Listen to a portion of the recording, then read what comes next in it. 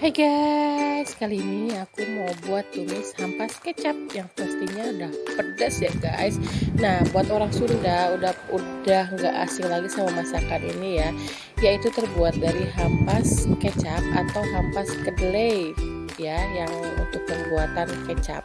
Nah, bahan-bahannya itu ada seperempat hampas, 5 lembar daun bawang, 10 buah cabai rawit merah, 5 buah cabai hijau besar, 1 buah tomat, 2 siung bawang putih, 3 siung bawang merah, 2 sendok makan gula, dan 1 sendok penyedap rasa.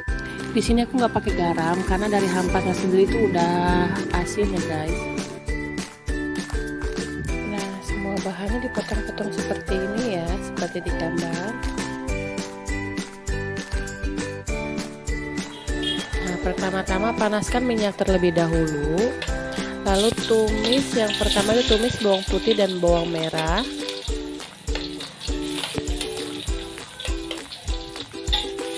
lalu dioseng-oseng sampai harum atau sampai warnanya berubah agak kecoklatan ya, asal jangan sampai terlalu gosong.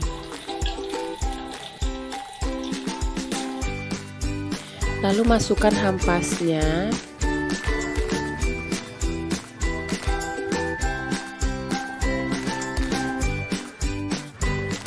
lalu dioseng-oseng biar matangnya merata ya. Nah, lalu tambahkan kembali cabai hijau dan cabai rawit merah, atau di sini namanya cabai setan ya. Nah, tambahkan juga tomatnya, lalu dioseng-oseng agar matangnya merata.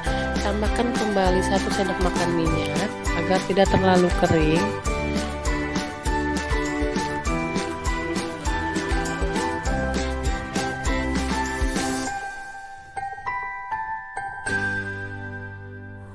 Lalu tambahkan gula dan penyedap rasa. Kenapa di sini gula 2 sendok makan? Karena masakan ini dominan manis ya guys.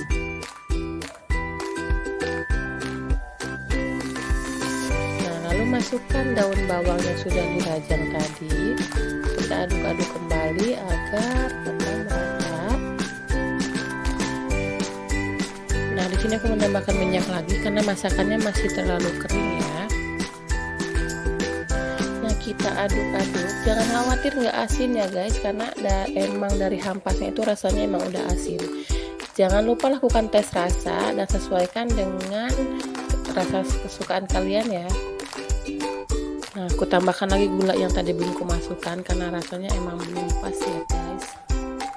Kita oseng-oseng terus sampai matang. Selesai, hampasnya dihidangkan. Ini penampakannya guys, tuh pedas nampol.